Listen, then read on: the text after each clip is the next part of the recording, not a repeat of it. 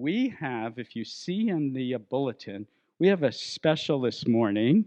We have an outreach ministry presentation, and this is probably something we should have done a while back because this member of our congregation's been doing these things for a while. So I'm going to introduce in a moment a member of our congregation, Janine, who's a medical doctor, and she's been attending Shuvah since around 2007, and Yeshua has blessed her with two wonderful sons, and I think you all know these guys, Marcus and Joshua, and she's also thankful. She's also thankful to be able to do various medical camps to share the good news of our Messiah Yeshua to the nations. So with that, I'm going to introduce Dr. Janine, and she's going to talk about their latest trip that they just did. She's going to introduce the team, and it's so nice to have her present to our congregation what they've been doing, because we've been praying for them for various trips along the way. She's going to also, they've put together a really neat video that I know you'll all love. When we looked at it as a board, it was really cool. So, Dr. Janine, go for it. Good morning. Shabbat Shalom. So I've been coming to Shuvah a long time. I've been very enthusiastic member of this wonderful congregation and very thankful to be here under the education of Rabbi Larry and also my two boys, Marcus and Joshua, that are here. I've been doing medical missions since I was a teenager, when I was actually even started before that, because when I was about 8 years old, my grandfather from Ecuador would put his hand on my head and he would bless me and say, "Misionera." And so that in Spanish means missionary. And so he didn't do that to any of the other grandkids. He had many, many grandkids, and I was the only one. He would say, "Misionera." And I still remember him doing that. So grandpas, you're important. You can bless your grandkids. So I thought about it for a long time, and as a teenager, I started doing Flying Samaritans with my school, University of California, Irvine. And then I went to medical school, and I continued doing medical missions, but in a secular way. Even though I was born again when I was 7 years old, I kind of, like many kids and teens, walked away from Yeshua for a while and thought I was doing good in my own power. So we can never really do good in our own power. We need Yeshua. We need the Ruach HaKodesh, which is the Holy Spirit, to help us work in his mission field. But it took me a while to realize that, and after I had finished school, I was already married, I went on a medical camp to India for the first time in 2003. And I have a real heart for India. And this missions trip, I went with a Jain Hindu group of Hindu people. And they had the world's best medical camp. We had x-rays, we had cardiac surgeons, we had well funded by the Hindus of Los Angeles. And I was amazed at this camp. However, Yeshua had called me back to faith. And so at this point in time, my heart broke for the poor people. I was looking at them and I was thinking I didn't give them anything of eternal significance. You know, we did good things for them. We did some surgery, we did, lots of blood pressures and medical pills and things. But when I watched the poor people walk away, it broke my heart because I thought they don't have Yeshua. They don't have the gospel. So after that, God said to me, never again are you going to do that. From now on, you're going to go with fellow believers. And so I said, okay, we need to have a team. So I just prayed, and then I met some neighbors who introduced me to India Christian Ministries. And so during that time, I also went to Kenya for many years, and then I also went to India for many years. And I worked with teams of people who were believers. And so Yeshua helped me. I'm an independent person. I'm not a great team player, but I felt like, he was like educating me to work in a team. So we prayed. We gave out many, many Bibles over the years, shared the gospel with thousands of people who accepted Yeshua. And I feel like he enabled us to provide the gospel to the nations. And so I was convicted last year as we were going to a very dangerous place, South Sudan and Uganda. I actually Googled it later, and it's actually the third most dangerous country in the world. I didn't actually know that before I left, but afterward I was like, oh, wow, thank you, God. But he convicted me that I am not asking my own team congregation to pray. And so at that time, we got blocked, like severely blocked over there in South Sudan. They were not going to allow us to practice or see any patients or anything. And we were already over there. And they actually accused me of being a spy, which I thought is very funny because I'm an Orange County girl and I don't even know anybody. But in South Sudan, I sent a quick prayer out to Shuvah through the prayer chain. I don't know if you guys might remember that from last year. And it literally like opened the door immediately. Like the guy's favor turned toward me, and I'm actually literally a licensed South Sudan doctor now. So I just thank you for praying. I know I've requested some prayers here now. I feel like God is humbling me enough to like ask for help when I need it. I need to ask for help. And we need your prayers. And I love seeing this verse up here from Numbers about the talking donkey, because I feel like God can use a talking donkey. He can use me, and he can use each one of us because we are one body, many parts. And I gave a message this trip that we went on this year to Kenya. They asked me to give a message to their congregation.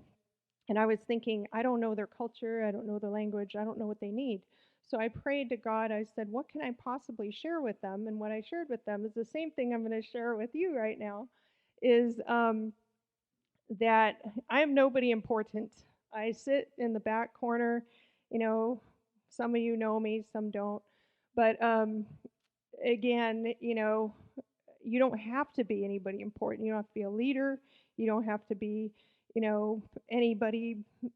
God uses the weak and the foolish. He uses the donkey to talk. So let him use you as well, because the harvest is plentiful. The workers are few. So we want to ask the Lord of the harvest to send out workers into his harvest field. I met a man this morning named Majid, who is right there from Egypt. And so he shared with me really quick, which I thought was really profound, because he's been sharing the gospel with his Muslim neighbors, because he got persecuted by some Muslim killed his friend. And then God had to have him forgive this person. And then now he shares with Muslims because God has given him a new heart and a way to share the gospel with them. So we all have those kinds of stories in our life, but God can turn around that evil and he can make it into good so that we can share the gospel with our neighbors, work as a team, because God has blessed, Yeshua has blessed the people of Israel and all of our Gentile friends who believe in him. So we are going to be the ones who carry on, like Majid told me this morning, the book of Acts. So we have a great example with Peter and Paul in the book of Acts, that we are the ones in our time, in our generation, to carry on this work for the people all around us that are dying, that don't know Yeshua. The world is going downhill. So we don't have that much time left. We need to use our time wisely, like Moses said. Teach us to number our days aright, that you may give us a heart of wisdom so that we can be able to share with people, that he could give us the boldness and courage to do so. Even if we're not anybody who sits in the back row, we can still do it, each and every one of us. And so with no further ado, I am going to introduce my part of the team that came here, and our team for Kenya. This is my son Joshua, my son Marcus, 15 and 17. And this is my friend Mark Jenkins, as you know, and Daniel Banyas. So they joined us this year in Kenya. My kids always come with me. But we had a team of 24 people. It was black, white, old, young, Jew, Gentile. We all work together and we all have one thing in common, and that thing in common is that we love Yeshua. That is our commonality. And we showed up with our loaves and fishes because it's kind of crazy to expect that we could actually serve the needs of thousands and thousands of patients with some little tiny suitcases. But God does it every time. I've been doing this for several decades now, and He always provides this multiplication. So we bring little quantity of stuff, whatever we can fit on an airplane, and then God provides all the funds, He provides the medicine, He provides the courage, He provides the time, the strength, and then we all were able to go serve with our whole heart. And many people came to faith. We were able to give out 3,600 Bibles, which is actually becoming a little more difficult because the Bibles used to be $2 a piece, now they're $7. So inflation, I won't get into politics, but the Bibles are more expensive than they used to be, but God provided. I just believed He was going to provide, and He did. And so we were kept safe from danger, and I just thank you, Shuvah, Yisrael, for praying for us. We really needed those prayers, and it really ended up to be a beautiful and safe time, and nobody hardly got sick, and it was just, we met many new, wonderful Kenyans, pastors, who have invited us back for a pastoral conference. So if there's anybody who feels, excited about that, who's a preacher, who would love that, they would really want to be educated. So let us show our video, and then I'm going to give a chance for Daniel and Mark to say a couple of words about how they felt about the team. And God bless you, and thank you for listening. Amazing grace, how sweet the sound that saved a wretch like me. And I once was lost, but now I'm found. I should I should. But now I see so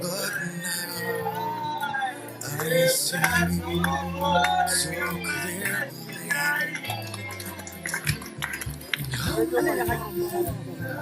Grace like grace,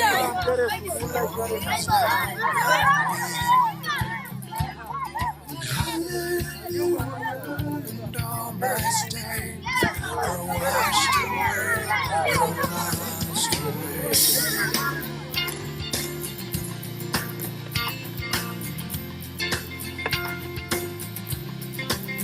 Was grace that taught my heart to fear, and grace my fears relieved.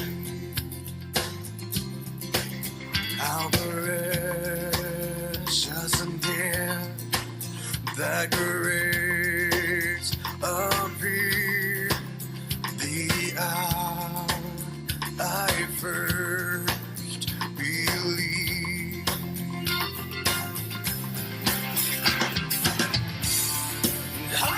Hallelujah, grace like rain falls down on me. And hallelujah, and all my stains are washed away, they're washed away.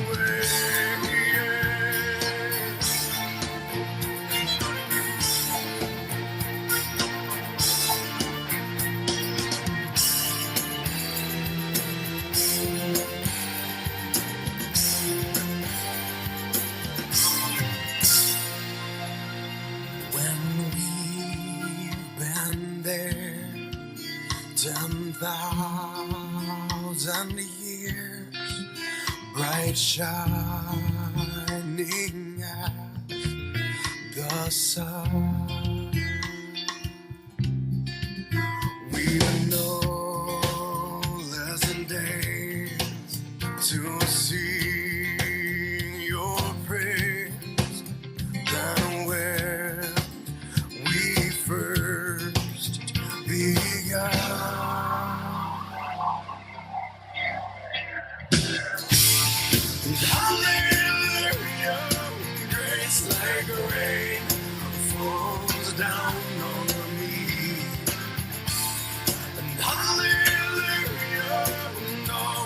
stains are washed away.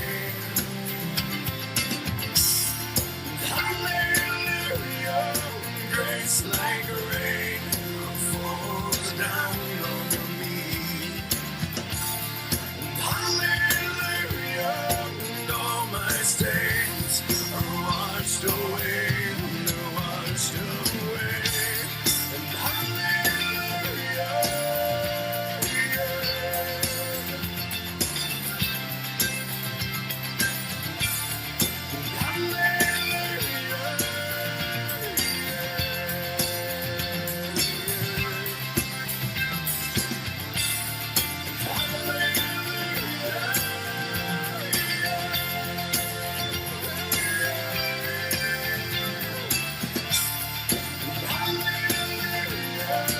all my stains are washed away, they're washed away.